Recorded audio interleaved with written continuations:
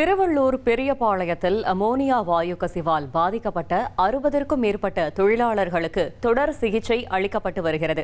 இந்நிலையில் முகாமில் தங்க வைக்கப்பட்டிருந்த மேலும் ஒரு பெண் தொழிலாளர் உடல்நலக்குறைவால் மருத்துவமனையில் அனுமதிக்கப்பட்டுள்ளார். இந்த சம்பவம் குறித்து கள தகவல்களுடன் செய்தியாளர் பிரபாகரன் இணைந்திருக்கிறார். பிரபாகரன், வணக்கம். அந்த மேலும் ஒரு பெண் எந்த மருத்துவமனையில் அனுமதிக்கப்பட்டிருக்காங்க, அவங்களோட உடல்நிலை குறித்து மருத்துவமனை தரப்புல என்ன தெரிவிக்கப்பட்டிருக்கு, முழு தகவலையும் சொல்லுங்க. வணக்கம். திருவள்ளூர் மாவட்டம் பெரியபாளையம் கன்னிகைப்பேர் பகுதியில் செயல்பட்டு வந்த இறால் பதப்படுத்தக்கூடிய தனியார் தொழிற்சாலையில் நேற்றைய தினம் அமோனியா வாயு கசிவு ஏற்பட்டு கிட்டத்தட்ட 60க்கும் மேற்பட்டோர் மருத்துவமனைகளில் பல்வேறு இடங்களில் அனுமதிக்கப்பட்டிருக்காங்க. இதில் இந்த சம்பவத்தில்னு பார்க்கும்போது இதுவரைக்கும் 2 உயிரிழந்திருக்கிறதா தமிழ்நாடு அரசு தரப்பில் சொல்லப்பட்டிருக்கு. அரசு மற்றும் தனியார் மருத்துவமனைகள்னு கிட்டத்தட்ட 60க்கும் மேற்பட்டோர் தொடர் சிகிச்சையில் இருந்து வர்றதாகவும் பல்வேறு துறை அமைச்சர்களும் தெரிவிச்சிருந்தாங்க. இந்த நிலையில் இந்த தொழிற்சாலையிலிருந்து மீட்கப்பட்டு முதலுதவி சிகிச்சை மற்றும் தொடர் கண்காணிப்புக்காக பெரியபாளையம் பகுதியில் இருக்கக்கூடிய திருமண மண்டபங்கள், அதாவது 2 திருமண மண்டபங்களில் தொழிலாளர்கள் தங்க வைக்கப்பட்டிருக்காங்க. அந்த மண்டபத்திலிருந்து ஒரு இளம் பெண் தொழிலாளரை உடல்நலக்குறைவு காரணமாக தற்போது வேல்ஸ் மருத்துவமனையில் அனுமதிக்கப்பட்டிருக்காங்க. அதாவது அவருடைய உடலில் ஏற்பட்ட மாற்றங்கள் காரணமாக அங்கே இருக்கக்கூடிய மருத்துவ குழு அவங்க பரிந்துரை செய்து மருத்துவமனைக்கு அனுப்பி வச்சிருக்கிறாங்க. 108 ஆம்புலன்ஸ் மூலம் சற்று முன்னர் தான் இந்த வேல்ஸ் மருத்துவமனைக்கு சிகிச்சைக்காக அனுமதிக்கப்பட்டிருக்காங்க. அவருடைய ஸ்டேட்டஸ் என்ன, அவருக்கு என்ன மாதிரியான பாதிப்புகள் ஏற்பட்டிருக்கு, அவருடைய உடல்நிலை இப்போ எப்படி இருக்குன்ற சம்பந்தமாக தற்போது வரைக்கும் மருத்துவமனை தரப்பில் இருந்தும் மாவட்ட நிர்வாக தரப்பில் எதுவும் சொல்லலை. ஆனால் அவர் சிகிச்சைக்காக தற்போது தான் அனுமதிக்கப்பட்டிருக்காங்க.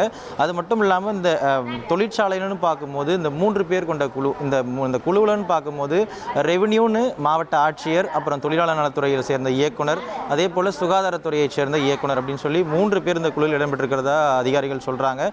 அந்த 3 பேர் கொண்ட குழுவும் இன்றைய தினம் அந்த தொழிற்சாலையில் ஆய்வு செய்ய இருக்கிறதா சொல்கிறாங்க. சமீபத்தில் காவல்துறையிலிருந்து ஒரு தகவலும் சொன்னாங்க. அந்த தொழிற்சாலையில் முறையாக அந்த அமோனியா டேங்கை சரியாக பராமரிக்கலை அப்படிங்கிற வகையிலையும் எஃப்ஐஆர் பதிவு செய்யப்பட்டிருக்கிறதா சொல்கிறாங்க.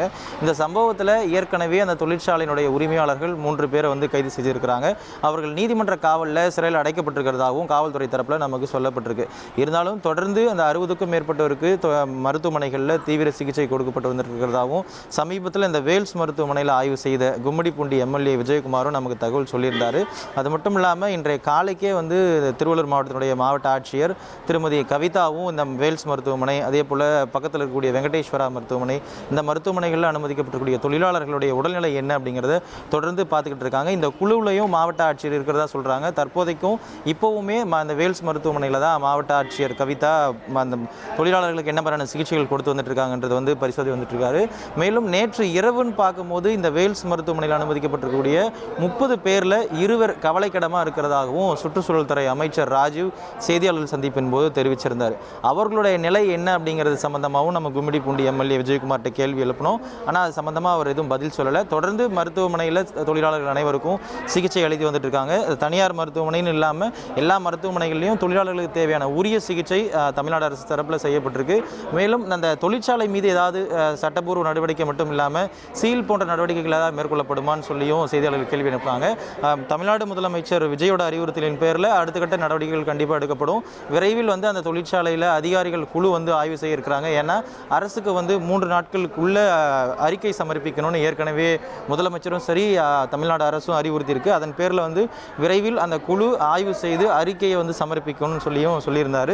மேலும் இது மட்டும் இல்லாமல் அந்த மண்டபங்களில் தங்கி வைக்கப்பட்டிருக்கக்கூடிய தொழிலாளர்கள்னு பார்க்கும்போது அந்த தொழிலாளர்கள் விரைவில் அவங்களுடைய சொந்த மாநிலங்களுக்கு, அதாவது ஒடிசா, பீகார் போன்ற மாநிலங்களில் இருந்து தான் அந்த தொழிற்சாலைகளில் பணிபுரி வந்துட்டு இருக்காங்க. அது மட்டும் இல்லாமல் இந்த எஃப்ஐஆரில் குறிப்பாக பார்க்கும்போது அந்த தொழிற்சாலைகளுக்குள்ளேயே, அதாவது அந்த அமோனியா வாயு கசிஞ்சதுனால தான் அந்த சம்பவம் ஏற்பட்டிருக்கிறது நமக்கு தெரியும். ஆனால் அந்த அமோனியா வாயு டேங்கை முறையாக பராமரிக்கலை, அந்த தொழிற்சாலைக்குள்ளேயே தொழிலாளர்களை அஜாக்கிரதையாக தங்க வச்சதுன்ற போன்ற பிரிவுகளையும் இந்த கைது செய்யப்பட்டிருக்கூடிய உரிமையாளர்கள் மேலே வழக்கு பதிவு செய்யப்பட்டிருக்கிறதா நமக்கு எஃப்ஐஆர் தகவல் பார்க்க முடியுது. மேலும் இந்த தொழிலாளர்கள் மண்டபங்களில் தங்க வைக்கப்பட்டு தொடர்ந்து கண்காணித்து வந்துட்டு இருக்காங்க. ஏன்னா கொஞ்ச நேரத்துக்கு முன்னாடி கூட ஒரு இளம் பெண் உடல்நலக்குறைவு காரணமாக நம்ம அனுமதி வச்சிருந்த ஏற்கனவே சொன்னோம். தொடர்ந்து அங்கே இருக்கக்கூடியவங்களுடைய உடல்நிலை, அவங்களுக்கு ஏதாவது அறிகுறிகள் தென்படுதா, வேறு ஏதாவது அவங்களுக்கு உடல் உபாதைகள் ஏதாவது தென்படுதான்னு சொல்லியும் தொடர்ந்து அங்கே இருக்கக்கூடிய மருத்துவ குழு கண்காணிச்சிட்டு இருக்காங்க. இப்போ கூட மாவட்ட காவல் கண்காணிப்பாளரும் இந்த மருத்துவமனையில் தொழிலாளர்களுக்கு என்ன மாதிரியான சிகிச்சைகள் அளிக்கப்பட்டு பார்த்துட்டு இருக்காரு.